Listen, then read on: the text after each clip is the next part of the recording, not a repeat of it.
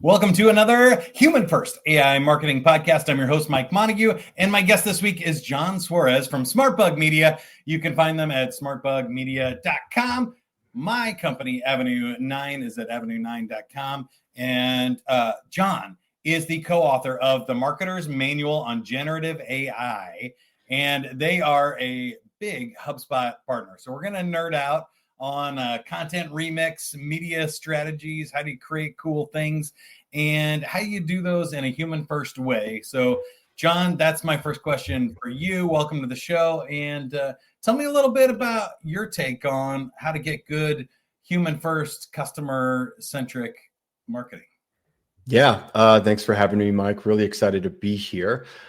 Human first, customer centric marketing. I think it's been what it always has been. You have to know who your customer is.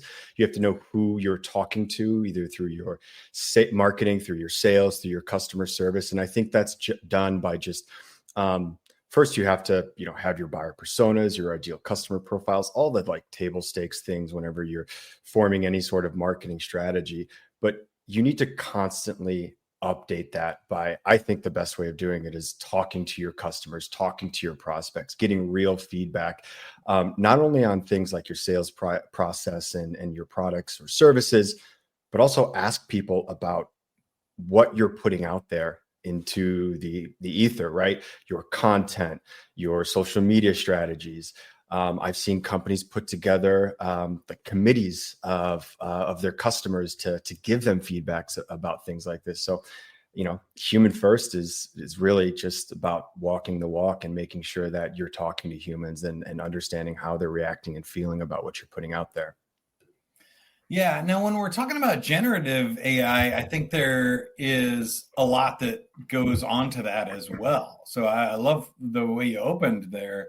But I think when you take that into a practical approach, it becomes even more interesting. So I was curious about the book, and one of the reasons you're here is The Marketer's Manual to Generative AI.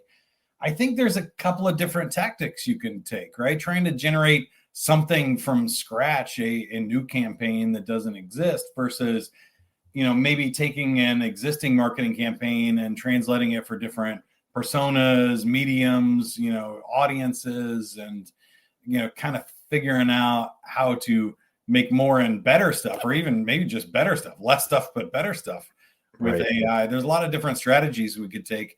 Which ones did you take or talk about in the book? A few here. So you mentioned, content remixing, and HubSpot has a tool and other tools have it.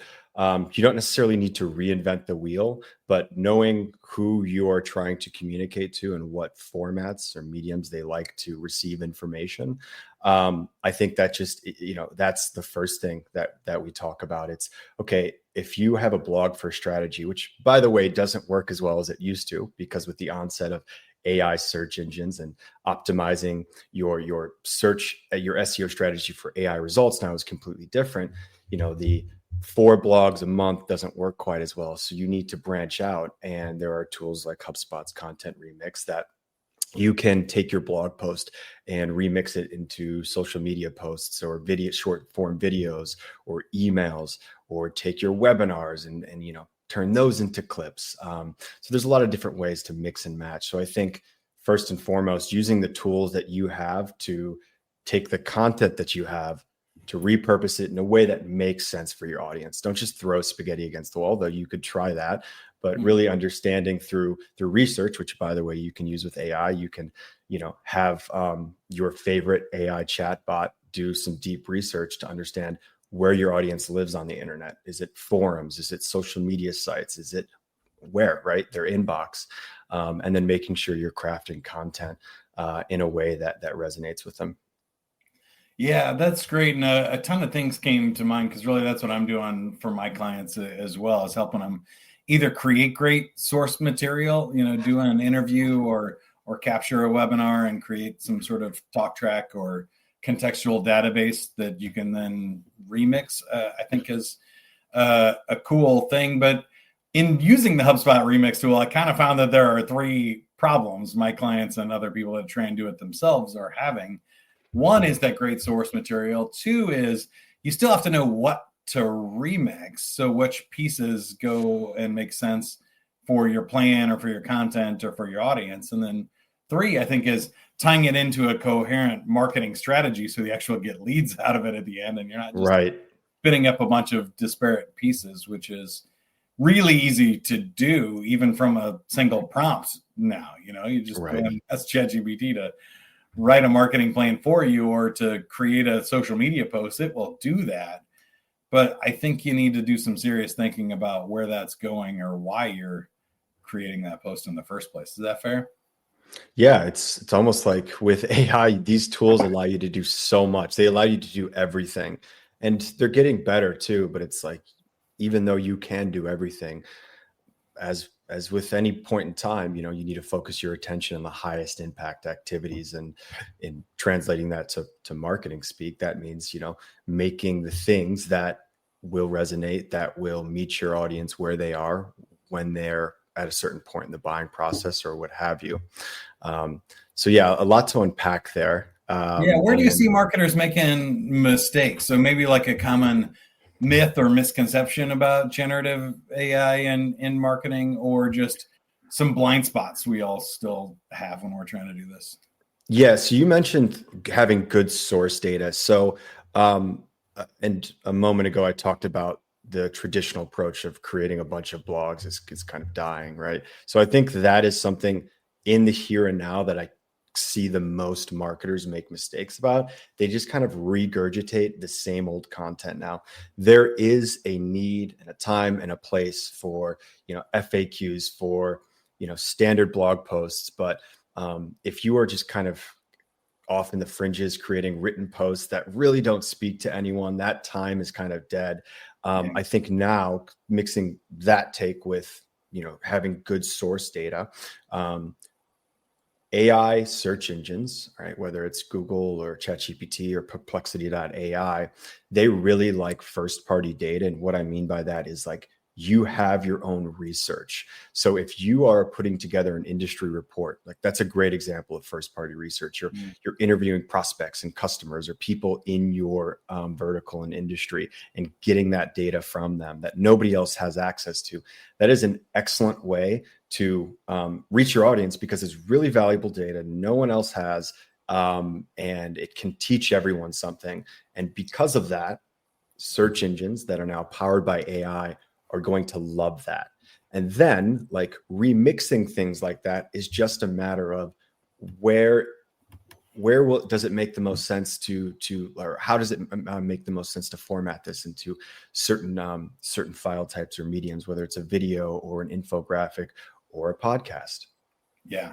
I love podcasting because we're, together here creating something new. We're doing the original thought leadership and the thinking ourselves in a really easy and casual way. But it does, add up over time to an aggregated database like you're talking about. I'm, this year I'll do 52 interviews with marketing experts on AI. That then those, subjective interviews becomes the data behind a larger piece like a book or a research paper or contextual database to create some cool marketing from. So I highly encourage anybody, even if you don't do a public podcast and you never publish it, just and again, this is what I do with my clients, so I love doing it, but interview 25 salespeople on your large enterprise team, or interview your 12 best clients and 30 minutes or an hour each and get their stories. And all of a sudden that adds up to valuable first party data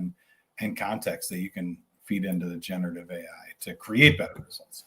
Yeah. And you learn something yourself too along the way. Yeah. Helps clarify your thinking and strategy for sure. Tell me more about being a HubSpot partner. And I guess I'm assuming most people have heard about HubSpot by now, but I have always kind of found that I think a couple things. One, AI, marketing itself, and HubSpot have all become so big that it has to be like a team sport. There's always some sort of new feature, new change, new announcement, and they're all updating, so fast that we have to learn from each other. Do you think there's any underrated HubSpot tools or setups or strategies that people are not using? Yeah, so HubSpot, if anyone hasn't heard of that, that's of course just kind of like a all-in-one revenue operations platform from marketing to sales to service, kind of in your CRM all encapsulated into one. But as far as new and exciting HubSpot tools, so yes, being a HubSpot partner is exciting. We have so many just brilliant people on the team that we just idea share every day, every week. So there's things that you just simply cannot keep up with. So it's nice to have that distilled conversation with your colleagues and coworkers of like, oh, this launched. Not only that, but like, tell me how you're using it. So for me right now, something that is up and coming is the prospecting agent. And that is a kind of AI powered selling tool within HubSpot's sales hub. And what it will do is a number of things, but first and foremost at the top, it will help you identify um, high value, high intent, high quality leads for your sales team to target based on a number of automatically collected like firmographic and demographic data and information. And then with that list, what it can do is further research each of these individual prospects through company websites, through social media channels, learn things about them, and then draft tailored messages outreach, whether it's an email or a LinkedIn post or other formats for your sales team to basically just review and say, this looks great. I do want to talk to Jane Doe. I see that it pulled this about, this interesting fact into the email. And it really just creates a streamlined way for sales teams to be able to contact the highest value leads in a programmatic way. It's a cool tool. It's still in beta. I imagine that HubSpot really wants to make sure it's been thoroughly tested before it's widely released. But this is the feature and tool that I'm most excited about. And even though it's a sales tool and we're talking about marketing, sales and marketing are intimately linked. They should be working together. And I think this just helps everyone and helps the company generate more pipeline and ultimately more revenue. So. Yeah, I think at this point in time, sales and marketing, I think, are the same thing. Right. We've gotten so specifically targeted with marketing that we're basically doing one-to-one sales communication at this point. Yeah. And marketing tools have become so mass media, like how do we sell to more people at a time? We may have actually switched those. Yeah.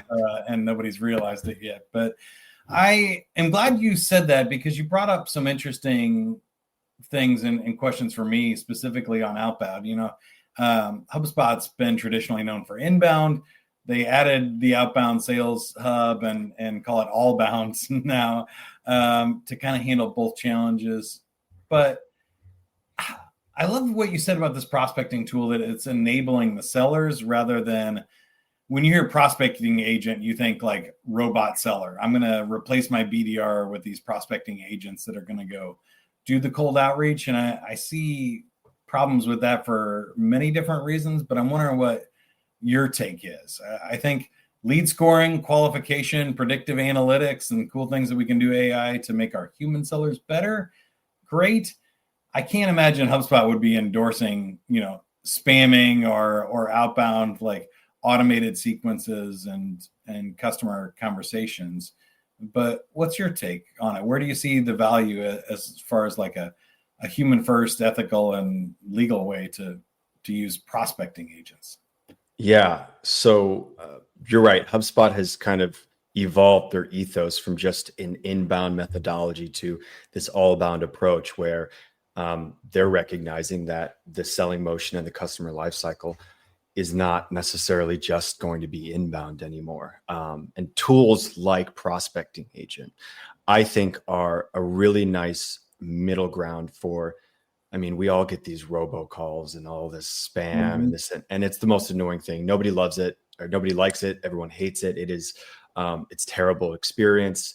And it's just like a many, or one-to-many kind of outreach. And it's not effective. It doesn't paint a good brand image for anyone that might be trying to buy your thing. So that's one end of the spectrum. The other end is just no outreach, and somewhere in the middle is this kind of AI enabled, made for the seller tool where it helps do it acts as like your BDR assistant in a way. It helps surface those high quality leads. It helps research things about them. It even helps draft those communications so that the seller can focus on like the highest value actions, right? They can review the messaging and say, yes, this sounds like me. Nope, I actually don't want to talk about that thing because of this current event. So let me actually move it to this, this relatable talking point instead. And they're able to just focus on that and make more genuine connections while they have this, expert assistant kind of doing all of that administrative work on the front end for you. So I think it is a hard needle to thread for any company, but and it's a new product, but what HubSpot's doing right now and how they're approaching it, I think is the best way for any company too. Yeah, I think so as well. I like the idea of thinking about AI as a really high level intern or marketing and sales assistant that we've all dreamt of those times, like, oh man, if I could just like hire a team of interns and have them do all this research and come back and tell me like, this or this. Well, you now have that team. And for like $20 a month with ChatGPT Pro or Gemini or something, you can do that deep research and you can get those answers. And even in HubSpot's, significantly more than $20 a month. But in these programs, you can see, hey, out of all of my leads, which 10 are the most qualified at the moment, or who are interested in this, or I'm going to be in this area, who should I call on, kind of things. Really cool questions that I think we would have all liked, throughout our life up until now are now possible. And that's really cool.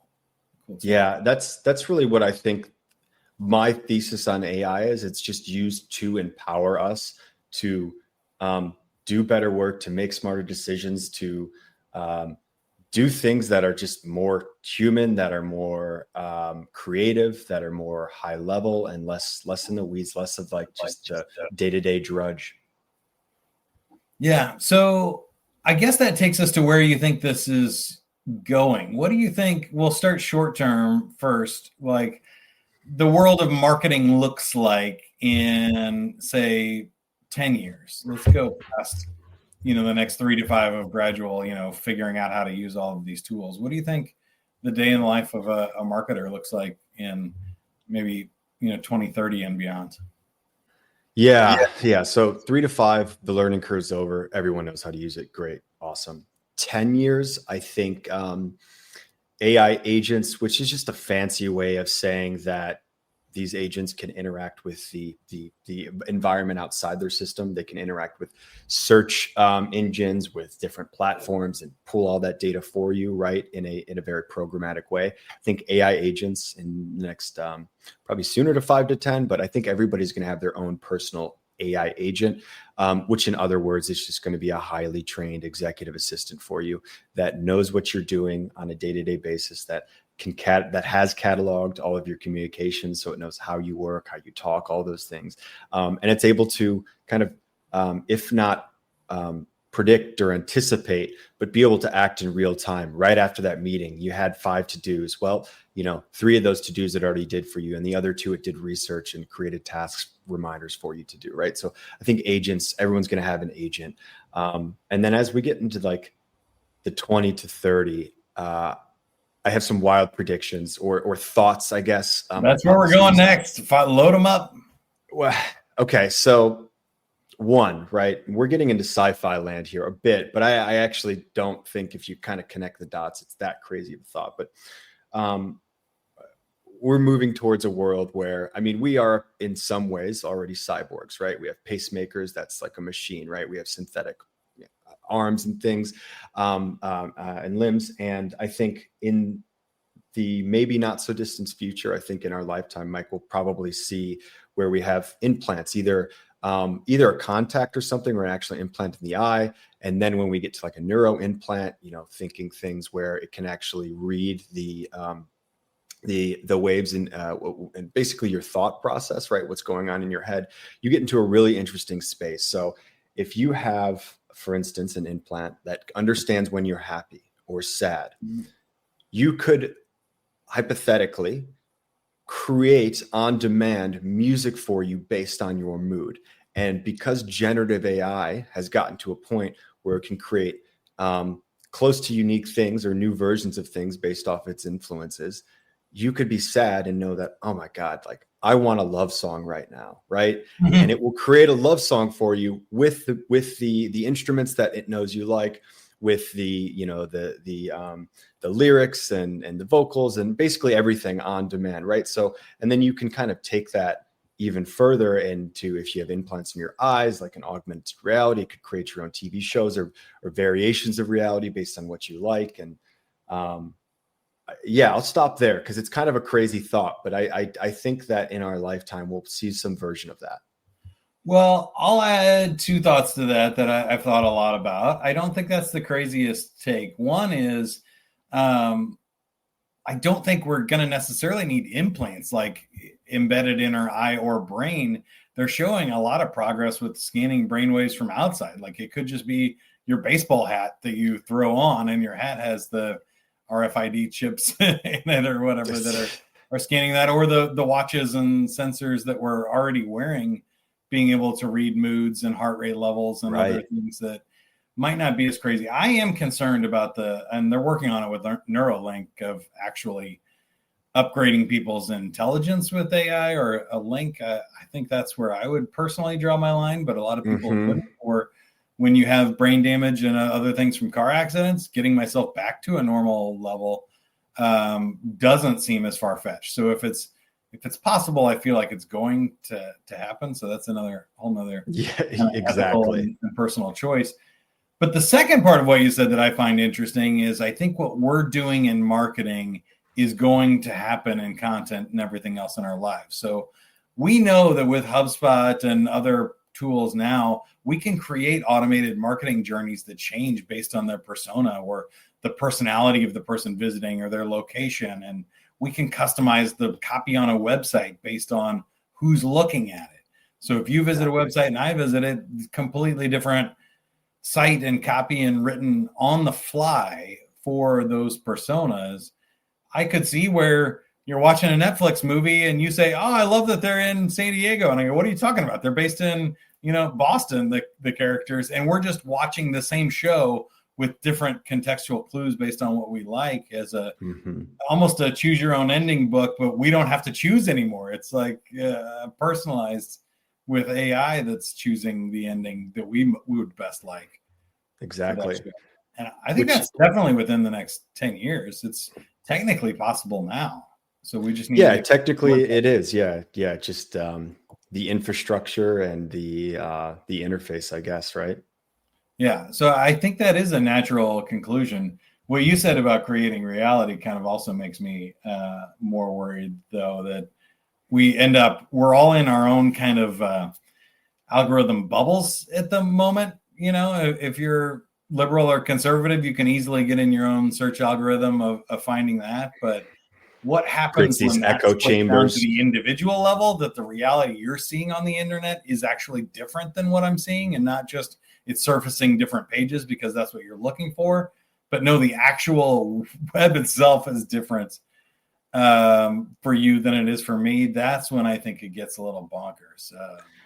I mean, we're already kind of there with ChatGPT's new kind of memory updates. Like it is going to, I mean, no matter what, it's going to have a different answer, probabilistically speaking, for just about everyone with the same question. But now that it remembers your previous interactions, it's going to tailor those answers even more for you. So yeah, like you said, the next logical step is taking that outside of just one tool that is ChatGPT and applying it to all of our interactions. Certainly on like devices, computers, phones, whatever. But then when you bring that into reality, or or any place that you are at, right, a forum or anything, you can create some There's of course great applications, but it's hard not to think about the scary scenarios of it all too. Yeah, you were talking about the echo chambers of just like you're only hearing what you know and what you think and what you like. So then any sort of like variation of thought never enters your sphere, and you just get deeper down into the one path that you're in, which can have some negative consequences for sure. Yeah, and I can see some spectrums of that, which already exist. So I think a lot of people that I hear worried about this are forgetting that humans do the same thing. You know, I think you mentioned it before we hit record, so we should bring it up again. But ChatGPT is an excellent liar, you know, and it will make up whatever it thinks the right answer could be or should be, and not necessarily tell you that it did that. But and they go, well, we can't use these tools. It makes things up. And you go, yeah, also, so does every human you've ever worked with in your entire life, right? So some of these things, we already have humans that are trapped in their thought bubbles. And we also have humans that go, I want you to challenge my beliefs. I want you to show me new stuff and give me things that I haven't thought about and surface new information and change my belief to something more helpful. And so I think that spectrum already exists in the world. The people that think, you know, one way to do things is right, I think, are what's most dangerous, not necessarily the tools we're using to do the things, which is fascinating. Yeah. And then the question becomes, you know, how do you solve for that? Is it just education? I think it always starts with education, but how do you make sure that the tools don't enable that further? So if you have to play this out, let's say within our lifetimes, 30 years from now, which sci-fi movie do you think we end up living in? Maybe which one would you like, and then which one do you think we're most likely to end up in? Yeah. Gosh, I was a big fan of Star Trek growing up. I watched a lot of that, and I don't think we'll quite be in the stage where we have all these different alien species and communities and all of that. But I certainly think that a lot of the technology that of being able to communicate seamlessly, you know, auto translating, you know, language. We kind of have one central language, but we're always I want to say Star Trek, but I know that's way too far fetched. I'm kind of grasping at what, you know, in 20 to 30 to 40. I'll finish this one and then ask you which one maybe you think we'll actually end up in. I think with Star Trek, what I love about it is Google announced last week that they're rolling out this instant translation. You can speak in English, us on this Zoom call, and hear it in Spanish or whatever language on the other end. That it's that fast. And I really like the way that they did it, sort of like a natural human translator would. It let the person speak English for a few seconds and then started translating the words for Spanish, so you could still get it, but it's in your tone, in your voice. It's not a translator it's amazing. Or a robot voice. It's translating your tone and emotion and voice inflection with the just making you speak another language, which is crazy. So I think those kind of things are easy. I imagine there'll be some sort of abundance too of just like food and shelter and things of basic needs being able to be taken care of by robots, and the new Tesla, you know, butlers and things they have, I think are going to be great. Yeah. And thinking through this, talking with it, you know, the Jetsons is probably a pretty close example where you do have your robot butler, and, you know, we have flying autonomous vehicles, and which I'm really excited for because I think it'll totally clear up traffic, especially living out in Southern California. So yeah, I think that we'll see that, you know, in the not so distant future. Awesome. Well, thanks for nerding out with me. And I like that too. I think the Jetsons and the 4-hour work week George Jetson had sounds pretty good to me. I'll take it. Sounds great. But with SmartBug Media, how can you help us, or how can we help you? Just with Smart, you know, we were the 2024 North America HubSpot Partner of the Year. So we are a HubSpot shop primarily. So people coming onto HubSpot already have HubSpot. We help with technical onboarding and integrations. We also have an entire kind of marketing, sales, and CS arm, which is more of a traditional agency model where we help clients basically build more pipeline and generate more revenue through marketing, sales, and CS motions. And that is really kind of our main our main bucket of what we do. And you can find us at smartbugmedia.com, or just look me up on LinkedIn and shoot me a message. Yeah, find John Suarez on LinkedIn, a good and follow as well. And the book, The Marketer's Manual on Generative AI. As for me and Avenue 9, if you want to make sure you're putting cool things into HubSpot there and doing the work of the marketing strategy and the human first interviews behind the scenes to make sure that you got your strategy going forward. That's what I help people do. So you can go to avenue9.com or connect with me, Mike Montague, on LinkedIn as well. And then, of course, don't forget to subscribe, share this podcast with somebody that you think needs to hear it, and keep going. Have fun with AI, everybody. We'll see you next week. Bye. Thanks, Mike.